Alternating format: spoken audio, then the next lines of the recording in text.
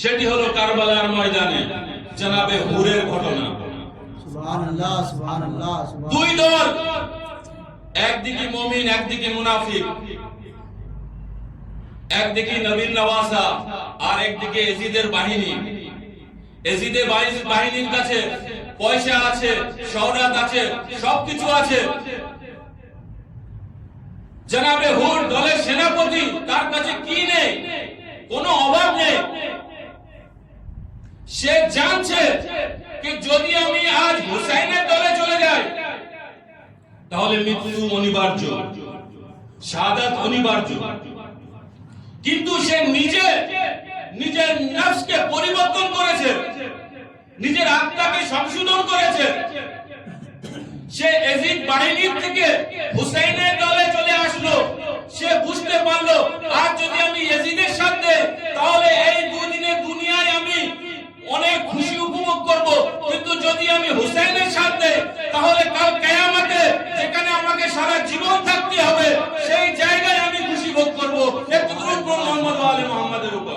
আল্লাহুম্মা সাল্লি আলা মুহাম্মাদ ওয়া আলি মুহাম্মাদ ওয়া আলি হুরের কিন্তু ভাগ্য আল্লাহ পরিবর্তন করেনি, হুর নিজের ভাগ্য পরিবর্তন করেছে। সেই জন্য আল্লাহ বলেছে যে আমি কোন জাতির ভাগ্য পরিবর্তন করি না যত সময় পর্যন্ত সেই নিজে পরিবর্তন না হয়। যেরূপ ভাবে জনাবে মুসা নবীর কওম, যখন ফিরআউন শেষ হয়ে গেল, সমুদ্রে ডুবে গেল, তখন আল্লাহ আদেশ দিলেন, হে মুসা, তুমি তোমার কওমকে নিয়ে বাইতুল মুকাদ্দাসে যে জালিম শাসক আছে তার উপরে হামলা করো, আল্লাহ তোমাদেরকে বিজয় দান করবে। সুবহানাল্লাহ সুবহানাল্লাহ। তখন জনাবে মুসা নবী নিজের জাতিকে, নিজের কওমকে বলল যে তোমরা আমার সঙ্গে আসো, আমরা ওখানে হামলা করব এবং এই দেশকে আজাদ করব। তখন তারা কি বলেছিল? মুসা নবীর কওম কি বলল? ফাযহাব আনতা ওয়া রাব্বুকা। আল্লাহু আকবার। আল্লাহ নবী আদেশ করছে যে চলো আমরা গিয়ে যুদ্ধ করব, আল্লাহ আমাদেরকে বিজয় অনিবার্য দেবে। সেখানে তারা একটু নবীর কথাকে অমান্য করলো, তার উপরে নবীকে আদেশ দিচ্ছে যে ফাযহাব আনতা ওয়া রাব্বুকা ফাকাতিলা নাহনু হাহুনা কায়দুন। যে তুমি যাও, তোমার রব যাও, গিয়ে যুদ্ধ করো, আমরা এখানেই বসে থাকবো। আল্লাহ বলছে তাই? এত বড় আসপর্দা যে নবীর কথাকে অমান্য করবে? সঙ্গে সঙ্গে আল্লাহ তাআলা আয়াত নাযিল করলো, হে নবী, যে কওম তোমার অবাধ্য করছে, তোমার কথাকে মানছে না, তুমি চিন্তা করো না, আমি এদের উপরে 40 বছর এই জমিনকে হারাম করে দিলাম। তারা ঘুরবে এই জমিনে, কিন্তু তুমি এই অবাধ্য কওমের জন্য আফসোস করো না। আর তাই হয়েছে যে সেই কওম 40 বছর সকালে যেখান থেকে নিজেদের যাত্রা শুরু করত, ঘুরতে ঘুরতে সন্ধ্যা যখন হতো তখন কি দেখতো যে তারা সেই জায়গায় আবার পৌঁছে গিয়েছে যেখান থেকে যাত্রা শুরু করলো। কারণ তারা আল্লাহর আদেশকে অমান্য করেছে, নবীর আদেশকে অমান্য করেছে। 40 বছর এইভাবে কাটতে থাকে এবং যারা নবীর আদেশকে অমান্য করেছিল, এই 40 বছরের যাত্রায় তারা পথে, রাস্তায়, মরুভূমিতে এদিকে ওদিকে মারা গিয়ে তাদের কোনো নাম ও নিশান থাকে না, সব শেষ হয়ে যায়।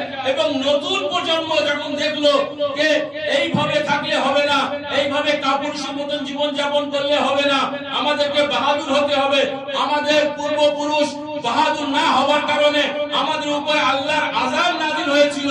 সুতরাং তারা তাদের ঈমানকে, তাদের আত্মাকে পরিবর্তন করলো। এদিকে আল্লাহ তাআলার আদেশ হলো যে তাদের উপর থেকে এবার আযাবকে তুলে নেওয়া হলো এবং সেই কওম সেই বাইতুল মুকাদ্দাসে যখন আবার হামলা করলো, তখন আল্লাহ তাআলা সেই কওমের হাতে সেই বাইতুল মুকাদ্দাসকে জয় করলো। একটি দরুদ পড়ুন মুহাম্মদ ওয়া আলি মুহাম্মাদের উপর। আল্লাহুম্মা সাল্লি আলা মুহাম্মাদ ওয়া আলি মুহাম্মাদ। সুবহানাল্লাহ সুবহানাল্লাহ। নবী ডাকছে যে চলো আমরা যাই, যুদ্ধ করবো, আল্লাহ আমাদেরকে বিজয় দেবে। কিন্তু নবীর কথাকে অমান্য করলো। আর আল্লাহ তাআলা কোরআনে মজিদে একটি নিয়ম বানিয়ে দিল যে দেখো, যে আমার নবীর কথাকে অমান্য করবে তার শাস্তি অনিবার্য। দুনিয়াতেও সে শাস্তি পাবে আর আখিরাতে গিয়েও সে শাস্তি পাবে। এদিকে মুসা নবী, তার কথাকে অমান্য করার শাস্তি দেখুন। 40 বছর তারা পাগলের মতো এদিকে ওদিকে ঘুরে বেরিয়েছে, তাদের কবরের কোনো নাম ও নিশান নেই। এবং কাল যখন হাসরের ময়দানে হিসাব নিকাশ হবে, তাদের ঠিকানা জাহান্নাম হবে। কারণ তারা নবীর আদেশকে অমান্য করেছিল। তাহলে আমাকে বলতে দিন, যে ব্যক্তি নবীর আদেশকে অমান্য করবে তার শাস্তি এই দুনিয়াতেও আছে, তার শাস্তি আখিরাতেও আছে।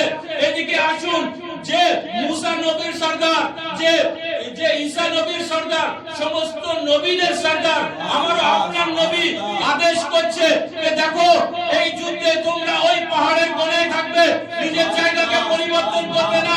যতই আমরা জয়ী হই বা আমরা হেরে যাই, তোমরা নিজের জায়গা পরিবর্তন করবে না। কিন্তু আমরা দেখতে পাই যে সেই কম, সেই গ্রহ, সেই গোষ্ঠী যখন দেখলো মুসলমানরা জয়ী হলো, সবাই খাজানা জমা করছে, নিজের লোককে সামলাতে পারলো না। দুনিয়ার লোভে, দুনিয়ার লালসায় নিজের জায়গাকে ত্যাগ করে সেই মালে গনিমত জমা করতে লাগলো। ওইদিকে শত্রুরা এই সুযোগকে ব্যবহার করে এখান থেকে মুসলমানের উপরে হামলা করলো, মুসলমানদের ক্ষতি করলো।